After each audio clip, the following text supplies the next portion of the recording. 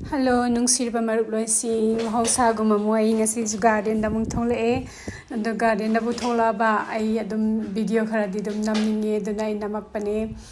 ando huzik se kaino ne autumn yorok torabani habadi February loy March gi autumn howdoi ni ko naken ta howdoi ni stay da aduna huzik khara nam hoba lagi autumn bokti sat khini laising se ando huzik ti Yes, sati sale do yam na di sate nong su yam su yen da ki summer se ko ando nong su ra di ka gi kaino sing se rose sing se khamtek ta na laina ti na su khara pa e ando fungus problem su khara lai ba ma le do rose ta nong kan na su bani na ko weather se cho law na yam ma tam na lai ba dom to e ba handa ki summer se ando sumaina amuk phok tok dri hai ta re ko aina swai da lak pa da gi adu bu handakti nong se yam phasana chui adu injang na pi thaba gi damukta di kanaba weather ne du rose ki damukta di khara nungai ta ba weather ne hai tare ko sigisna frisia se khoi gi thawai kalap da yarok pane hai tare ma se si do le ram da gi ado mamang sai di sa ta bane handakti yam sa le adagi sisna imili sisu manam nung si ba rose ne masak ka manam gam sa nahi adagi angela sna manam di kya nam de du masak di loire phasaba da mai phasaba ko phasa sidi de masak se no la ra ga ne du santok ga dum sat pa rose ne ba de sisna charles le gole kowe hybrid tea rose ne aduga ma se khoi gi lilac blue masu du ne ba ko and yam phasai si je kaino phasaba da na te mai manam si jam nung si hai tare ko and sisna sisi gi lei si kaino maming si ka ore kai go ma tan da ko khang ka ko thok ki ba si ai ba ko khang bane du ka ore maming si ndegi sisna darcy busel ina hana su hani ba rose ne and sigi rose se sukkimatik phazai hai tare angang ba singi manung da rose phazaba rose ne sisu and gisisna gora white gora do ne and sisi ngo yam na piktak yam nung sitre ngo yam na yeng da romantic oi ba masa sat pa rose sing ne ngo nung si ba na sisi phazu yam phazai ba sisi and gisisna teasing georgia se pak tak na salam bane sisi yom ge pambi se in spring da dubu huzikti yengo sikita ngaire ado amuk sigi kaino da autumn da musalakini andegi sisna mamang se da leirak pa hibiscus ne pik pa pambi yam pik pa ko kap mok phadabam leirak pane ando ai se khalle ko sigi weather se da canberra gi weather se da ai si se sat ka dress hat loidra na yam ningjing na tha kibne do sat le no hingi hai tare ko ando khoi gi juba kusum angang ba phasaba khoi gi thondo law ba lai dai ne khoi manipur da how ba sing do du ga di sida phang de hai tare khoi mafam ge hai ba du ni ko aina pamba lai me yamam lai khoi gi ada thong ba ada how ba du sida phang de hai ba ndegi sisna ai se lamb stew thong bane the lamb stew se lunch ki thong bane irai lai ba lamb stew ku thong ni yamna jam tawba nate cham ba lamb stew ne koi tan ga sar suyai bread ga sar suyai na in thong bane ado sigi full recipe pambira ga di ai atopa channel bluebell recipe to da ai upload taw khrabane du da yengbiyo mayam andagi sigi kaino se stew se koi lamb sorba haraga su khangai sorba koi gi mahi nai na thongba lamb am lai dai na dui du ne ko do ai se de salad khara senge na salad khara semi tomato khara hape kabak soiba tomato ne ai garden dagi tomato ne si se no law ne masak se dagi sisna butter lips se salad smaina se mai dia di sin how e koi mana masing miyang gi manungda salad gi lips miyang gi manungda dagi avocado khara soiraga hape dagi tilong maru khara soiraga hape yam jamja tawba salad na te dum isam salad ni dum nungti za biya ba do aina sida hapa dressing se ready made dressing ne ina same dressing na te sigi dressing se later tar su koi khara olive oil ga ndagi kaino ga vinegar khara ga dum yansan naraga dum same ba ye hai tare ko black pepper khara ga taw thum chini kitang ha pa ga andagi ai state paratha senge taini sigi paratha se ai ready made ne ndu yamna smaina thu kai smaina tawdaba nimit se ko sisi dadi yamna sije darkar hoy hai tare smaina satsa janing ma matamda ando ai singa sise ai ning han ai chatmina ba imana bi do duduna ma se potting soil kha laini hai ko do ibani se ningdin da su sat se hai ando ngahak satpusu ya ibani ado satpa taragadi ibani video khar su dum namakani do mayam da ying hanjarake sukki matik haw hai tare sigi lem curry se kenu ne curry ni natte sorba ne ko stew hai tare ko mahi ko jorong la langhal laga ko gi mahi se yam haw ba sigi mahi se ando mogi dadi kenu ne ko gi morok habanero gumba adagi kenu gumba di hapte ko sorba thong ba se lem sorba thong ba se dubu aidi kaigum matamda umorok so happy aduga kaigum matamda habanero so happy adunga sidi habanero chili doin happy sise andagi sisna ai imana biga aiga nursery da satrine gi mamang da ko ibani se gift shop koi dukan masa gift ki pon koi pot che miyam yon ma lai ba duda ibani sanga ga yeng musena hana lakpane ando sigi nursery ko nga si sa toy nursery de nga hana ko sa luba nursery do natte to pa nursery ne sisna ando masingo sigi bag se pa men yengi ne ba ando maman se sukimatik tang hai ba se 270 ne ba 270 ayo ina di tang hai tare ko $270 se do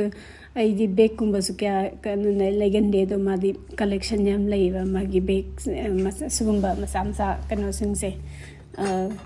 khutna saba bag singje ai di sugumba spoon je ba me do si se $22 ne to si se lum larga si se yam phasai hai tare andagi sisna 33 ra 44 ra kanu moi bane kaure ado ani makloin phase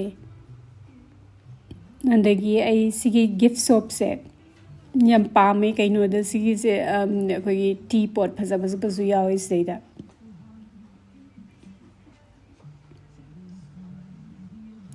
andagi cup andagi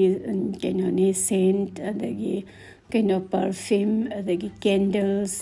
say da suda ba phaza ba yam yaw haisne adai sigi tea pot che ko hongju honge do yam su phaza ba tea pot sing ni ngonu ti gisna ba ya ba tea pot sing ni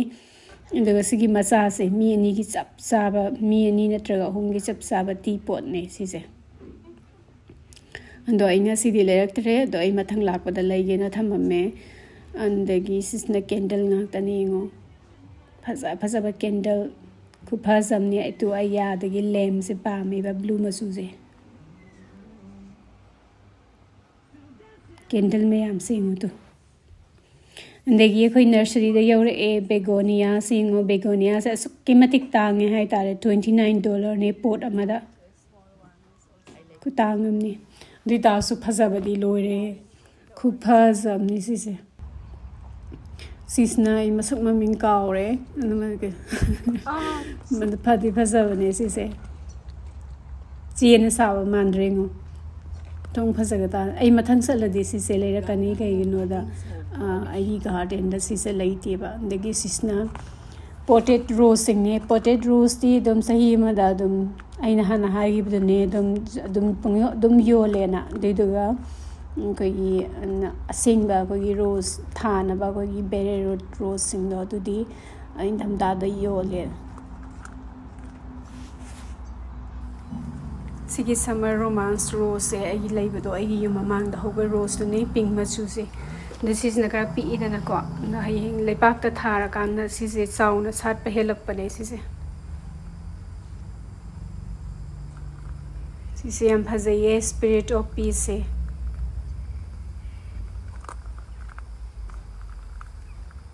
rose se leibada ai husi khallaga leidaba yadre kaino da mafam gi khanbada ko kaino da mathakki ma indamda da lakadaba rose singju ai order taw loigre rose ahum ko ande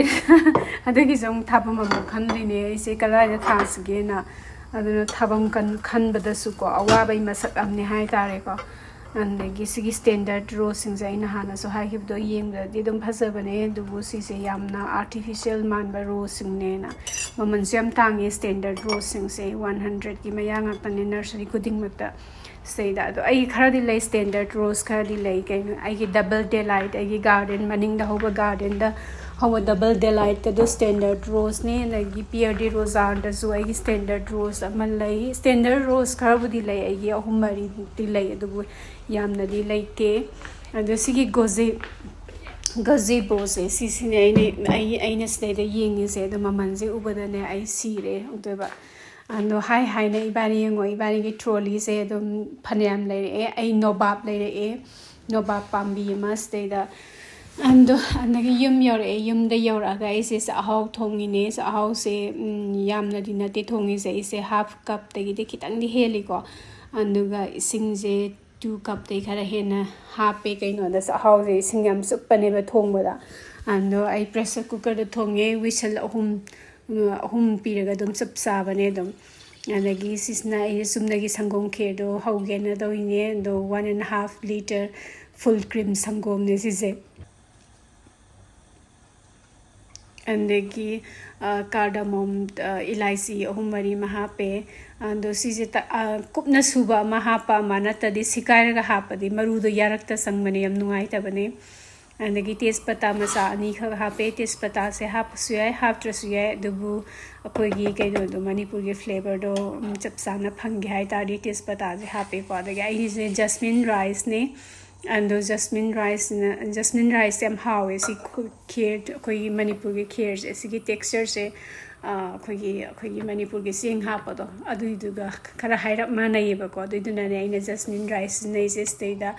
ando khoi india ge short grain rice sing do prop law bane the jasmine rice ne hawe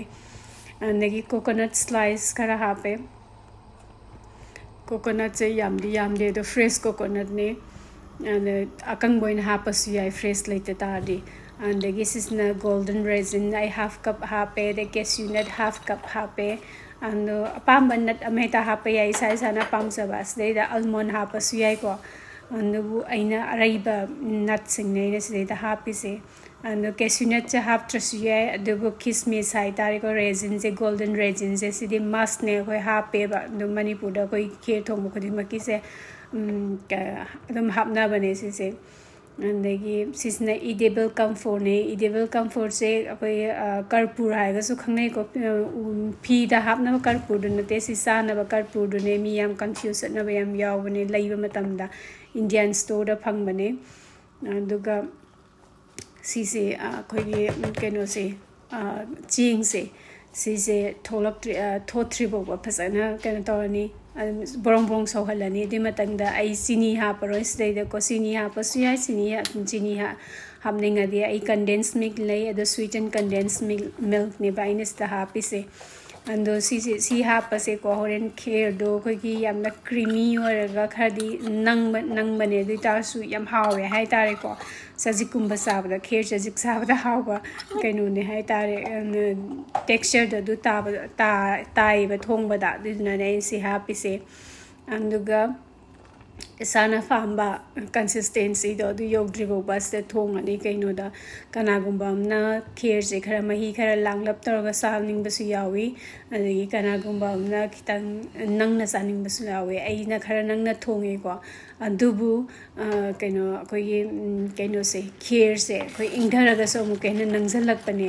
dugi sang da thonga ga dum yare ando sigi matang se tu smaina sigi matang se di ai gi oina di yare na khalle sis da edum loisaladam ne sigi matang se da ando horin nangjala kanda ne ko hai ngakang dum thambada dum sidi zara dum nangjala pane ba ando yam sawalam da di khangdre ko ando ai gis da di dum kheer je dum thong mo loiraga dum hale ga dum zara dum nangjala bana hale da ni masak phajadre ngo khuwa kheer mo hawani su dei yam cha pamjai Kheer se kai gino khang de is sweet dish ke yam saning de bai di moi gi leidana India gi adagi cake nung adu swai gi cake nung adagi pastry ke yam sagan ba mi na te du da swai kheer akhoi Manipur gi kheer si yam hawe hai tare how su loye tu masak phasat reng ui la ga ne khom to esi gi Chak-hao se andagi ai se da Chak-hao se han hape akhoi yum da usop mela tong na balai dai ne adu usop to bu da ne ko akhoi Chak-hao ye laga ano kheer ye lak pado as adu matang do ai ngai ba yam wa sa Chak-hao ga kheer ga pa mai sang se singju jam pa me anu Chak-hao kheer adagi Chak-hao kheer bu hora ba ai Chak-hao khara dum thong ba ne dum kaino da si ani se yam na sa nai ba andagi kheer akhoi Chak-hao gi oina thong ga na thong gre ko du thong dra angau ba white masu gi kheer se thong adi ai Chak-hao khara tonga na dum thong e hai tare ando amne si se ko akhoi khara creamy oira ga ne nang la ga ne akhoi kaino siga Chak-hao siga ne khara ko la ga sa do ko hom ne aina khwai pamjaba ado karpur hapado ai mi atopa lakada boy ta de ai karpur hapte kaino da karpur manam haina de ba moi ge swai de leba mi sing se anduna karpur hapte dubu ai yum gi thong boy ta di ai karpur hape hai tare ndoga arembaduna ai freezer da hapsala thamme dum thamo dum thamba ya bane dubu ai da hapta amna dum losin grada bani si je freezer safe oiba container ne freezer da thamna ba kaino ne container tonga na thokpadu ne sidai da ai kaino se kheer ja hapsalani andi duga ai thamaga anu si je ai mathang hapta da sa duine ba kaino da nungti gi sa be si ne si sa ri natra aduna ai si je mathang hapta da sa na ba thame aremba singlo sumaina ai amu hawbada anirak ahumlak sa na bagi sang da thong ga thamme hai tare ko do heng saram dai da defrost oraga adum sabi ya adu adum haw bane adum fresh to ka sab mane adum and nung sina nung ge nung dawaram ne nung dawaram se ai ge Sheldon ga walking satli ne na khoi gi yum manak ta leiba khoi yum maning lom dei satlaga leiba kaino ne lake ne hai tare ko isam sam na har da khoi gi lekai da khoi gi pukhri so bo leiba ko mo to tung bani si lake masa ne si dei da do khar lake masa hai se dum si akoi ba se tu si je sat pada di pung amadi sangne ba si je and sigi akoi ba se si je to pathways mina same ga loin thamme ba akoi ba sing je koi walking sat na ba dagi cycling cycle thoning ba mi sing na cycle thor sat ba dagi dog walk to ba loina sat pa ya stay da and si mafams da ne Sheldon ga Cameron ga ayukta natraga Sunday weekends da moi stay da Joshua Pur ga satle ai ngasi di Joshua Pur de kaino da ai ma yaw se wai hai tare ko ngasi suti ming ina Sunday su Sunday ne di dana ai se ngahak smaina ai Sheldon goina ai salurage na dum thole e du Joshua di yum da mapa ga le hore and tu kusang amne se punga masange ba si je ibani thuna su satle ne do kana yam kana taw hai tare matam sange hai tare and si walking sat pa mi sing sin do marak ta loi uni smaina tu khoi da dai lai se tu so maton ga koi bas dagi ne du so ma sma ina koi raga town center mana si yoga smaina koi na sa toi ne ba do Sheldon se da keno ma oi nganu mas se da mas da palli ma hai ba pan manati pa ko si se koi phumdi dong to ma pham ne ba si se do moi dum na tho ga dum sat pa ngam ni tu sat li se ura ba ado ma de pakhat ura ba ne si se si karo ni stuck oire na ma si nganu se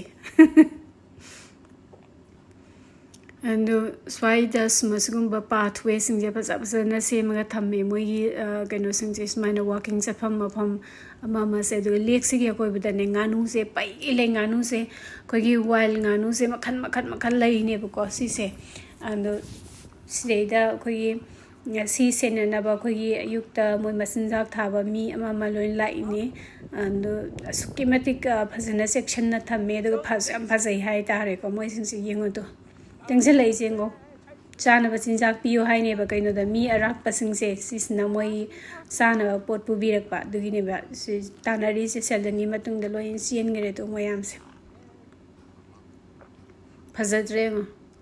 ꯒꯥ ꯈꯣꯡꯗꯅ ꯃꯣꯏꯁꯤꯡꯁꯦ ꯂꯣꯏ ꯆꯪꯁꯜꯂꯛꯇꯣꯏꯅꯦꯕ ꯃꯤ ꯑꯃ ꯍꯦꯛ ꯆꯠꯄꯒ ꯑꯗꯣ ꯁꯤꯁꯤꯗꯤ ꯈꯤꯇꯪ ꯈꯛꯇꯪꯅꯦ ꯑꯗꯣ ꯑꯥꯗ ꯀꯩꯅꯣ ꯏꯁꯤꯡ ꯃꯊꯛꯇ ꯃꯌꯥꯝ ꯑꯃꯁꯨ ꯁꯥꯟꯅꯔꯒ ꯂꯩ ꯍꯥꯏꯕ ꯑꯗꯨꯅ ꯀꯩꯅꯣꯅꯤ ꯃꯣꯏꯒꯤ ꯃꯆꯤꯗ ꯀꯩꯅꯣ ꯁꯤꯒꯤ ꯏꯁꯤꯡꯒꯤ ꯃꯊꯛꯁꯦ ꯁꯣꯝ ꯅꯥꯀꯟꯗꯒ ꯄꯩꯒ ꯂꯩ ꯉꯥꯅꯨ ꯑꯩ ꯁꯨꯝ ꯆꯠꯄꯗ ꯊꯦꯡꯅ ꯎꯍꯜꯂꯛꯀꯦꯕ ꯑꯗꯣ ꯁꯤꯁꯨ ꯉꯥꯅꯨ ꯃꯈꯜ ꯑꯃꯅꯦ ꯁꯤꯁꯨ ꯎꯆꯦꯛ ꯃꯈꯜ ꯑꯃꯅꯦ ꯁꯤꯗꯩꯗ ꯂꯝꯗ ꯂꯩꯕ ꯎꯆꯦꯛ ꯋꯥꯌꯥ ꯑꯗꯒꯤ ꯀꯩꯅꯣ ꯑꯩꯈꯣꯏꯒꯤ ꯁꯥ ꯉꯥ ꯑꯁꯨꯛꯀꯤ ꯃꯇꯤꯛ ꯆꯦꯛꯁꯤꯟꯅ ꯊꯝꯃꯦ ꯍꯥꯏꯇꯥꯔꯦ ꯑꯗꯣ ꯃꯣꯏ ꯁ꯭ꯋꯥꯏꯗ ꯂꯩꯕ ꯎꯆꯦꯛ ꯈꯪꯗꯦ ꯑꯗꯒꯤ ꯉꯥꯅꯨ ꯈꯪꯗꯦ ꯑꯃ ꯈꯪꯗꯦ ꯃꯤ ꯂꯥꯛꯑꯒ ꯆꯦꯟꯗꯦ ꯍꯥꯏꯕ ꯃꯣꯏ ꯃꯤ ꯂꯥꯛꯑꯒ ꯆꯪꯁꯤꯜꯂꯛꯄ ꯉꯥꯛꯇꯅꯦ ꯃꯣꯏ ꯂꯣꯏꯅꯃꯛ ꯅꯨꯡꯗꯥꯡꯋꯥꯏꯔꯝꯒꯤ ꯀꯩꯅꯣꯁꯦ ꯐꯖꯗ꯭ꯔꯦꯉꯣ ꯐꯤꯕꯝꯁꯦ ꯏꯁꯤꯡ ꯃꯊꯛꯁꯤꯗ ꯑꯩꯈꯣꯏꯒꯤ ꯅꯨꯃꯤꯠꯀꯤ ꯃꯉꯥꯜꯅ ꯂꯦꯛ ꯇꯥꯔꯒ ꯉꯥꯅꯨꯒ ꯁꯦꯡꯉꯣ ꯊꯣꯛꯅ ꯐꯖꯈ꯭ꯔꯖꯥꯠꯅꯤꯀꯣ ꯌꯦꯡꯕꯗ ꯑꯗꯣ ꯑꯩꯗꯤ ꯇꯣꯏꯅꯗꯤ ꯂꯥꯛꯇꯦ ꯀꯩꯅꯣꯗ ꯑꯩꯁꯦ ꯑꯌꯥꯝꯕ ꯃꯇꯝꯗꯀꯣ ꯑꯩꯁꯦ ꯁꯤꯒꯤ ꯃꯇꯝꯁꯤꯗ ꯑꯩ ꯆꯠꯅꯕ ꯃꯇꯝ ꯂꯩꯇꯦ ꯍꯥꯏꯇꯥꯔꯦ ꯁꯦꯜꯗꯟꯒ ꯃꯄꯥꯒꯅ ꯑꯌꯥꯝꯕ ꯆꯠꯄꯅꯦ ꯑꯗꯨꯕꯨ ꯁꯦꯇꯔꯗꯦ ꯁꯟꯗꯦꯁꯤ ꯈꯔ ꯁꯪꯉꯦ ꯁꯨꯃꯥꯏꯅ ꯅꯨꯡꯗꯥꯡꯋꯥꯏꯔꯝꯁꯦ ꯑꯗꯨꯅ ꯉꯁꯤꯗꯤ ꯑꯩꯒꯤ ꯑꯣꯏꯅ ꯂꯥꯛꯑꯕꯅꯦ ꯅꯨꯡꯁꯤꯗ꯭ꯔꯦꯉꯣ ꯃꯥꯁꯦ ꯃꯆꯤꯟꯖꯥꯛ ꯄꯨꯔꯛꯄ꯭ꯔꯅ ꯌꯦꯡꯉꯤꯅꯦ ꯍꯥꯏꯕ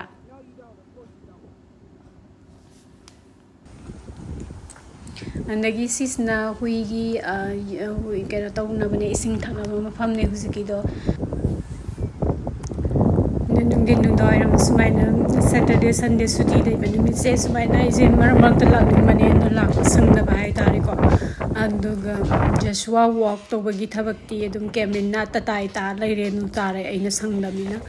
ꯑꯗꯣ ꯃꯇꯥꯡꯁꯤꯗ ꯃꯌꯥꯝꯗꯒꯤ ꯀꯥꯏꯅꯅꯕ ꯌꯥꯊꯪ ꯅꯤꯖꯔꯤ ꯃꯌꯥꯝ ꯇꯦꯛꯇ ꯀꯥꯏꯗꯅ ꯂꯩꯕ ꯑꯣꯏꯕꯤꯌꯨ ꯍꯥꯏꯅ ꯏꯁꯣꯔꯗ ꯈꯨꯔꯨꯝꯖꯔꯤ